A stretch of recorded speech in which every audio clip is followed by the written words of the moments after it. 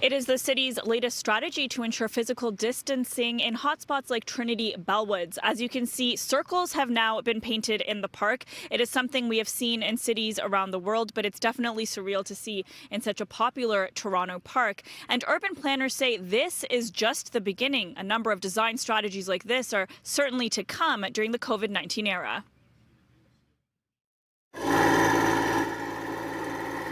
Painting a clear picture of what 6 feet apart looks like. City crews were out bright and early, marking the grass at Trinity-Bellwoods so that this never happens again.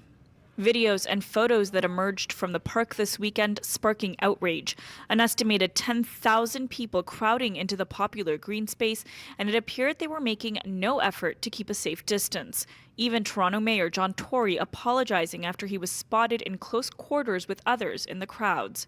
Toronto's medical officer of health calling the gatherings disappointing, selfish, and dangerous.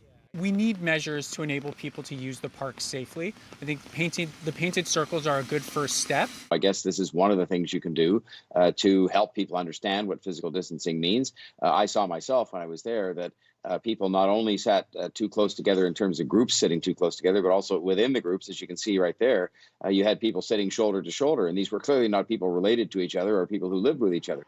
The circles are 8 feet in diameter and are being placed 10 feet apart. The city says they're big enough for 2 people to lie down or 3 people to sit cross-legged. For the time being, they are located only in the middle of the park, where large crowds tend to cluster.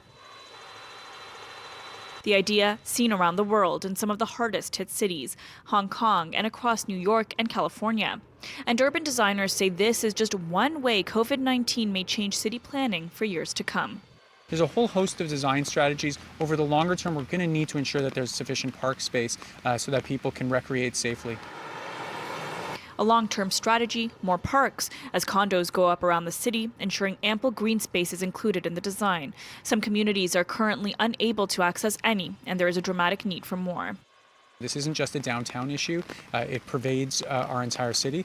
Active TO measures over the past 2 weekends have helped open up road space for pedestrians, cyclists, and joggers, a great short-term solution, and there are more design tricks that have yet to be implemented. There might be ways to schedule public spaces in different ways. We already do it with our playing fields. So if it's a sports field like a baseball diamond or a soccer pitch, you get it for a certain amount of time.